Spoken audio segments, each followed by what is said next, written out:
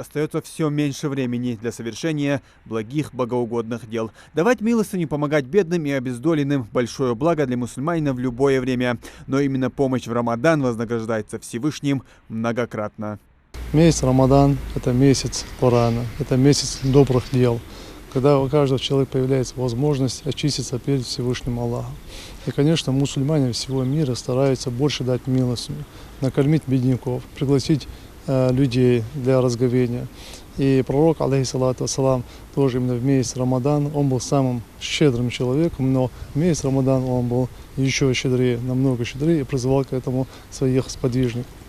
Особо сильно мусульмане помогают бедным в Рамадан. В принципе, давать милостыню можно любому человеку, независимо от его финансового состояния и национальной принадлежности. Однако в Священном Коране обозначены конкретные случаи, кому рекомендуется помогать в первую очередь. И начинать надо с родственников и соседей.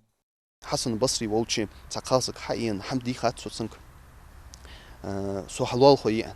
مس أدوي نقيا نبلغ داخل شيء حماسيت شيء تسعى أن بلغ داخل أن حق دوت سويت دوت وينقيا الشيء دولج دروس حقيقة تندع دنا ضايق هاتشو تاع يلا روح حسن بصريس منه تاع ما هل خلري سفيا خد الشيء الله خوش تحش دولج ويت سخوجي خلرة هل خلر بي أنت حسن البصريس شخصك إم دلوات عند لوتشن عليه الصلاة والسلام شيء وزاولش الله خو نقاسم متعوج ولي الله خو چونك حجر Gırgışta gılıç dolsa Peygamber sallallahu aleyhi ve sellem şöz mel bu antsınaq. Sağdalar dışansınaq, gırgılı xotır dışansınaq.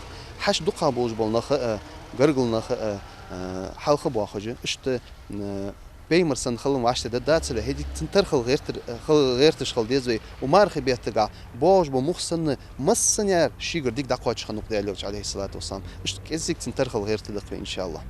Есть у этой медали и другая сторона. Если помогать можно в священный месяц, как и в другое время всем, кому хочешь, просить же милостыню могут лишь ограниченное число лиц. Ислам не поощряет попрошайничество, выклянчивание денег. Любой здоровый человек должен сам обеспечивать себя и свою семью.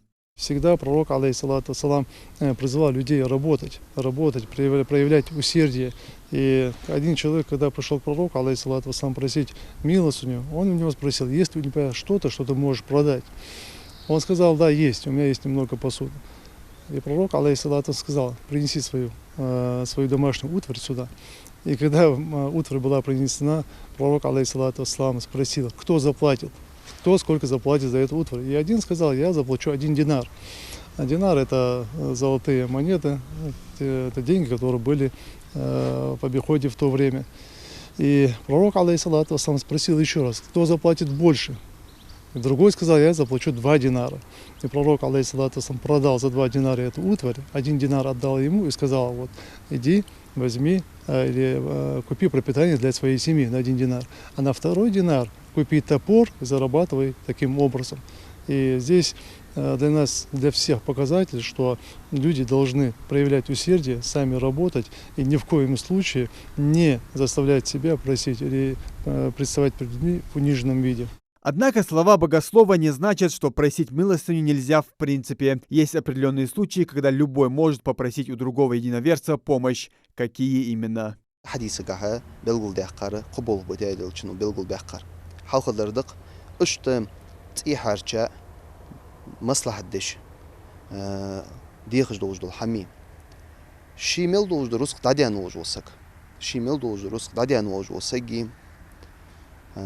Qaladары чоғы қел қача олжоса көз, чоғы қылу қача олжоса көз. Тақытса хадисы ғахдәлі үшінің белгілдақ, алейхиссалату вассалам, не хал доузыш, хәқілі болж, қесагу белгілдақ дезі.